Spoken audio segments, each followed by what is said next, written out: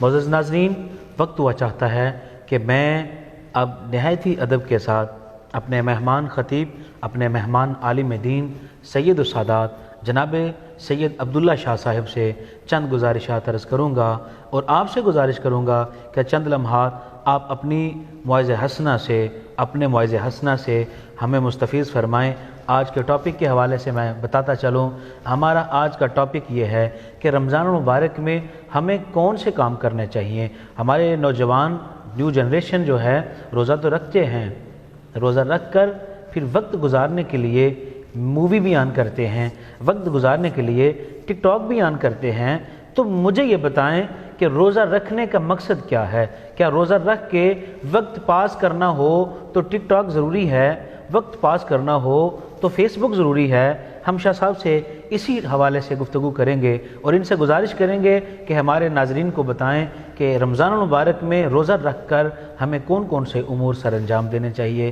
جناب سید عبداللہ شاہ صاحب مدظل العالی۔ الحمدللہ رب العالمین والصلاة والسلام علی سید الانبیاء والمرسلین، اما بعد فاعوذ باللہ من الشیطان الرجیم، بسم اللہ الرحمن الرحیم۔ ماشاءاللہ۔ قال اللہ تعالی کتب علیکم الصیام کما کتب علی الذین من قبلکم لعلکم تتقون، صدق اللہ العظیم۔ عدس حمد و صلاۃ بہت شکر گزار ممنون جناب مولانا سہیل ریاض صاحب کا اور ان کے جو مینیجنگ ٹیم کے اندر لوگ ہیں ان کا، آج گفتگو کے لیے انہوں نے مجھے مدعو کیا۔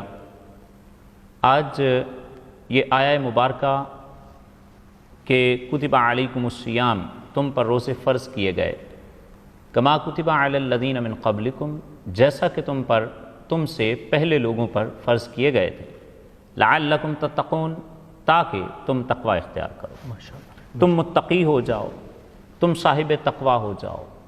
تقوی کی جو سادہ ترین تعریف حضور سیدی عبد القادر جیلانی رحمۃ اللہ تعالی علیہ غوث العظم نے کی ہے، وہ یہ کہ منہیات سے بچنا اور مامورات کو انجام دینا۔ سبحان اللہ۔ منہیات یعنی جن کاموں سے اللہ تبارک و تعالی نے منع فرمایا ان سے بچنا، جن کا حکم دیا وہ کام کرنا۔ اب یہ تقویٰ ہے۔ ہم لوگ روزہ رکھتے ہیں، مقصود روزہ مولانا فرما رہے تھے کہ روزے کا مقصد کیا ہے۔ مقصود روزہ تقویٰ نکلا کہ قرآن کی اس آیت کی روشنی میں مقصود روزہ ہے کہ انسان کو تقویٰ حاصل ہو جائے۔ اب میں، آپ، ہم سارے روزہ تو رکھتے ہیں، مجھے بھی آپ کو بھی اپنا انالیسس کرنا ہوگا، تجزیہ کرنا ہوگا، اپنے آپ کا حساب لگانا ہوگا کہ ہم لوگ کس قدر بہتری کی طرف گامزن ہیں اپنے مقصد کو حاصل کرنے کے لیے۔ میں معلومات کے لیے گزارش کر دوں کہ کتب علیکم الصیام، تم پر روزہ فرض کیے گئے، تو یہ رمضان کے روزے فرض کیسے ہوئے، ان کی تاریخ کیا ہے؟ رمضان کے روزے سٹیپ بائی سٹیپ بتدریج فرض ہوئے۔ ایجوکیشن میں ایک بہت ضروری چیز یہ ہے کہ آپ بچے کو تدریجاً سکھائیں، آرام آرام سے، آسان سے مشکل کی طرف لے کر جائیں۔ اللہ تبارک و تعالی نے جس انداز کے ساتھ یہ روزے فرض کیے، اس سے ہمیں یہ چیز بخوبی معلوم ہوتی ہے کہ اگر ہم اسی انداز کو اپنا لیں، انہی تعلیمات کو اپنا لیں، اسی اسلوب کو اپنا لیں، لقد کان لکم فی رسول اللہ اسوۃ حسنہ، کہ میتھڈ کو اپنا لیں، اس اسوہ حسنہ کو دیکھ لیں، تو ہمارے تمام معاملات حل ہوتے جائیں گے۔ اسی آسان سے مشکل کی طرف روزے کی فرضیت جو ہے یہ آئی ہے۔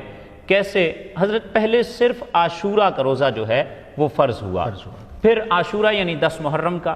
اب یہاں یہ بھی سمجھ لیجئے کہ 10 محرم کا روزہ جو ہے یہ کربلا کے بعد نہیں، بہت پہلے سے چلا آ رہا ہے، زمانہ نبوی سے چلا آ رہا ہے۔ اس کے بعد ایام بیض کے روزے جو ہیں یہ فرض ہوئے، با یا ضاد، ایام بیض کے روزے 13، 14، 15 ہر چاند کے مہینے کی یہ روزے فرض کیے گئے، پھر یہ بھی منسوخ ہو گئے اور رمضان کے روزے آ گئے۔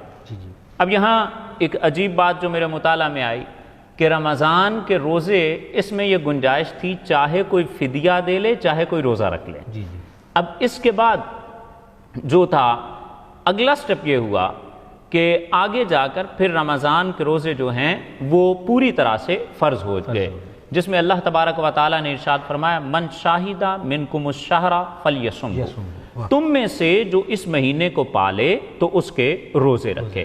لیکن یہاں بھی ایک اور چیز جو تھی، ایک قید جو تھی وہ یہ تھی کہ جب آپ رات سو جائیں گے افطار کرنے کے بعد تو صبح بیداری کے بعد اس کے بعد کھا کچھ نہیں سکتے، جب بیدار ہوں گے سونے سے پہلے پہلے جو کھا لیں سو کھا لیں۔ حضرت سلمہ بن قیس رضی اللہ تعالیٰ عنہ صحابی رسول دن کے وقت تھکے ماندے کام کرنے کے بعد، سارا دن کام کرنے کے بعد تھکے ہارے شب کو گھر لوٹے تو کھانا کھانے سے پہلے سو گئے، جب اٹھے تو اب کھا کچھ نہیں سکتے تھے، اگلی صبح اٹھے تو دوپہر تک غشی طاری ہو گئی، بے ہوش ہو گئے۔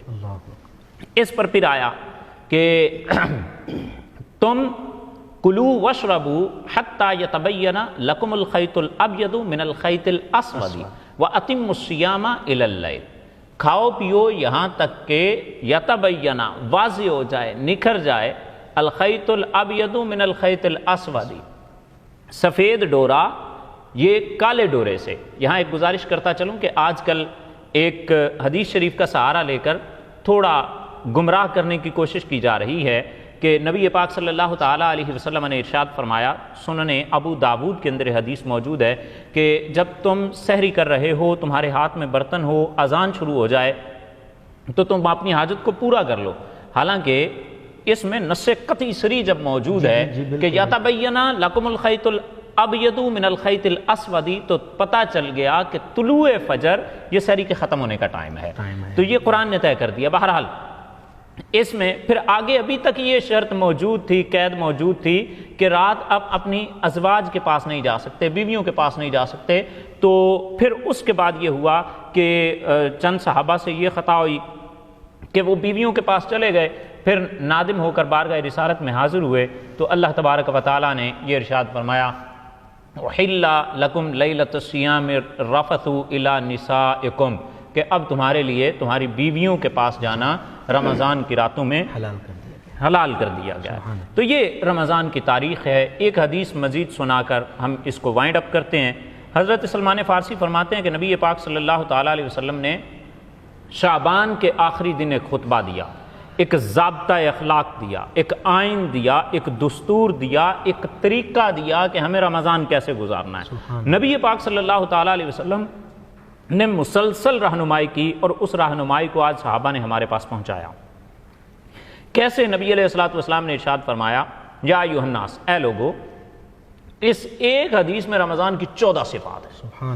ایک حدیث شریف میں رمضان کی 14 صفتیں بیان کی گئی ہیں، ایک ایک کر کے میں آپ کے سامنے رکھتا ہوں۔ پہلی صفت یہ بیان فرمائی کہ تمہارے اوپر ایک عظمت والا مہینہ سایہ فگن ہونے والا ہے، عظمت والا مہینہ تم پر سایہ کرنے والا ہے۔ نمبر 2، برکت والا مہینہ تم پر سایہ کرنے والا ہے۔ نمبر 3، ایک ایسا مہینہ جس کی ایک رات 1000 مہینوں سے بہتر ہے، وہ مہینہ تم پر سایہ کرنے والا ہے۔ نمبر 4، اللہ تبارک و تعالیٰ نے اس کے روزوں کو فرض کیا ہے۔ نمبر 5، اس کے رات کے قیام کو نفل بنایا ہے۔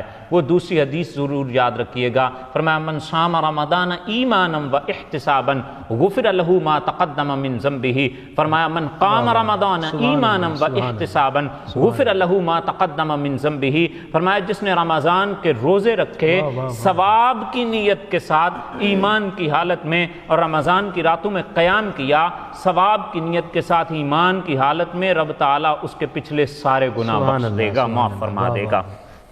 آگے جی نبی پاک صلی اللہ تعالیٰ علیہ وسلم نے چھٹی چیز بیان فرمائی، فرمایا من تقرب فیہ بخصلۃ من الخیر کان کمن ادى فریضۃ فیما سواہ، فرمایا کہ اس میں جو بھلائی کا ایک کام کرے گا اللہ تبارک و تعالیٰ اسے فرض کے برابر ثواب عطا فرمائے گا، اور اس میں جو فرض ادا کرے گا اللہ تبارک و تعالیٰ اسے 70 فرائض کے برابر ثواب عطا فرمائے گا۔ اور اگلی صفت بیان فرمائی، فرمایا ہوا شہر الصبر، یہ صبر کا مہینہ ہے، صبر سے کام لینا ہے، والصبر ثوابہ الجنہ، اور صبر کا ثواب جنت ہے۔ اگلی صفت بیان فرمائی ہوا شہر مواسات، یہ مواسات کا مہینہ ہے۔ مواسات کا معنی ملا علی قاری رحمۃ اللہ علیہ نے مرقات میں یہ بیان فرمایا، فرمایا المشارکۃ فی المعاش والرزق، فرمایا تم اپنے رزق کے اندر، اپنی دولت کے اندر دوسرے مسلمانوں کو بھی شریک کر لو۔ قربان جائیے جان عالم علیہ السلام کے اس ضابطۂ اخلاق پہ، اس عطا کردہ دستور پہ، اس عطا کردہ طریقہ کار پہ، اس عطا کردہ میتھڈ پہ، اس عطا کردہ ایک خاص انداز پہ کہ آج جس معاملے میں ہماری قوم پھنسی ہوئی ہے، واللہ با خدا کوئی دین ایسے زندہ رہنمائی نہیں کر رہا جیسے ہمارا اسلام آج رہنمائی کرتا دکھائی دے رہا ہے۔ فرمایا کہ جو یہ مواسات کا مہینہ ہے، اب یہ ذہن میں سوال آتا ہے کہ میں مشارکت فی المعاش کر لوں، مشارکت فی الرزق کر لوں تو رزق تھوڑا نہ ہو جائے۔ میرے کریم آقا علیہ السلام نے اس کا جواب عطا فرما دیا، فرمایا شہر یزاد فیہ رزق المؤمن، یہ تو وہ مہینہ ہے جس میں بندہ مومن کا رزق بڑھا دیا جاتا ہے۔ فرمایا اگلی صفت یہ بیان فرمائی، فرمایا اس میں جو روزہ دار کو افطار کروائے گا اسے 3 طرح کے انعامات سے نوازا جائے گا۔ مغفرۃ لذنوبہ، اس کے گناہوں کو بخش دیا جائے گا۔ عتق رقبتہ من النار، اسے جہنم سے آزاد کر دیا جائے گا۔ وکان لہ مثل اجرہ من غیر ان ینتقص من اجرہ شیء، فرمایا کہ اسے روزہ دار کے برابر ثواب عطا کیا جائے گا۔ نبی پاک کے صحابہ نے عرض کیا یا رسول اللہ صلی اللہ علیہ وسلم، ہم اتنی استطاعت تو نہیں رکھتے کہ ہم لوگ ایک بڑا سا دسترخوان لگائیں، انواع و اقسام کے کھانے اس پر چنیں، تو پھر یہ کیسے ثواب ہم کیسے حاصل کر سکتے ہیں؟ رحمت للعالمین صلی اللہ علیہ وسلم نے فرمایا اللہ یہ ثواب اسے بھی عطا فرمائے گا جو کسی روزہ دار کو علی مزقۃ لبن او تمرۃ او شربۃ من ماء، فرمایا جو کسی کو ایک گھونٹ دودھ کا پلا دے، ایک کھجور کھلا دے یا پانی پلا دے، اللہ اسے بھی یہ ثواب عطا فرمائے گا۔ سبحان اللہ، ماشاء اللہ۔ اگلی صفت بیان فرمائی، فرمایا اب یہ دیکھیں فرق، اس میں ایک فرق آ جائے گا، ڈیفرنس آ جائے گا، ایک عجیب سی سوچ آ جائے گی کہ ڈیفرینشیٹ کرنا یہاں ضروری ہے کہ ایک بندہ صرف ایک کھجور کھلا رہا ہے، ایک اپنے حلال رزق سے پورا دسترخوان چن کے کھلا پلا رہا ہے، تو اس میں فرق تو ہونا چاہیے، ورنہ تو ایک عجیب سا معاملہ ہو جائے گا کہ ایک بندہ حلال روزی سے ایک بندے کو پیٹ بھر کے کھلا رہا ہے تو اس کا بھی ثواب اتنا، اور جو ایک کھجور کھلا رہا ہے اس کا بھی ثواب اتنا۔ تو اسلام نے فرق کیا کیا ہے؟ تو اسلام نے فرق کیا ہے، اب یہ دیکھیے گا کہ مغفرت بہت بڑی، ایک بڑا اللہ کی طرف سے انعام ہے۔ عتق رقبتہ من النار، جہنم سے خلاصی بہت بڑا انعام ہے۔ اور اس کے بعد جو تیسرا انعام میرے کریم آقا علیہ السلام نے فرمایا کہ روزہ دار کے برابر ثواب ملنا، یہ بہت بڑا انعام ہے، لیکن جو پیٹ بھر کے کھلائے گا اسے ثواب کیا ملے گا؟ اس سے بڑا بھی کوئی انعام ہے، وہ انعام کیا ہے؟ فرمایا جو پیٹ بھر کے کھلائے گا اللہ اسے میرے حوض کوثر سے بھر بھر کے پلائے گا۔ پتہ چلا کہ مغفرت سے اور جہنم کی سے آزادی سے اور روزہ دار کے برابر انعام سے بڑا انعام، اس سے بڑا ریوارڈ مصطفیٰ کریم علیہ السلام کے حوض کوثر سے پینا ہے، جان عالم صلی اللہ علیہ وسلم کے حوض کوثر سے پینا ہے۔ فرمایا اس کے بعد اگلی صفت رمضان کی بیان فرمائی، اس کا پہلا عشرہ رحمت ہے، درمیان والا عشرہ مغفرت ہے، آخری عشرہ جہنم سے آزادی کا ہے۔ اور فرمایا آخری بات، آخری صفت، 14ویں صفت یہ بیان فرمائی، فرمایا من خفف عن مملوکہ فیہ غفر اللہ لہ وعتقہ من النار، جو اس میں اپنے خادم، نوکر یا ماتحت جو کام کرنے والا ہے اس پر جو نرمی کرے گا اللہ تبارک و تعالی اسے بھی جہنم سے آزادی عطا فرمائے گا۔ یہ کتنا بہترین اسلوب، انداز، اور جان عالم صلی اللہ علیہ وسلم نے جو 14 صفات بیان فرمائی ہیں، انہی کو اگر ہم سامنے رکھ لیں تو یہ بھی سمجھ سکتے ہیں کہ رمضان کیسے گزاریں۔ مقصد روزہ تقویٰ ہے، اس کی تاریخ بھی میں نے آپ کے سامنے رکھی اور ایک حدیث بھی سامنے رکھی۔ مزید ایک بڑی مختصر سی حدیث، نبی علیہ السلام نے فرمایا کہ ہر عمل کی جزا جو ہے وہ 10 گنا دی جاتی ہے یا 700 گنا تک اس کا اجر بڑھا دیا جاتا ہے، مگر روزہ وہ عمل ہے اللہ فرماتا ہے وَأَنَا أَجْزِي بِهِ، میں ہی اس کی جزا دوں گا۔ دیکھو ہمارے جو مال اسباب ہیں، اگر ہمیں پتہ چلے، مثال کے طور پہ میرے پاس یہ قلم ہے، مجھے پتہ چلے کہ باہر نیلامی لگی ہوئی ہے اور ایسی ہے کہ اس کی قیمت جو ہے وہ 10 گنا نہیں، 700 گنا نہیں، بلکہ منہ مانگی دی جا رہی ہے، ایسی نیلامی لگی ہوئی ہے کہ میرے کام میرے مال کی اتنی قیمت لگ گئی ہے، اتنی زیادہ قیمت لگ گئی ہے، تو بندہ خدا تیرے ایک دن بھوکا رہنے کی کتنی قیمت لگ گئی کہ 700 گنا نہیں، تجھے خود اللہ تبارک و تعالی مل رہا ہے، تجھے تیرا رب مل رہا ہے۔ رب کو ڈھونڈو۔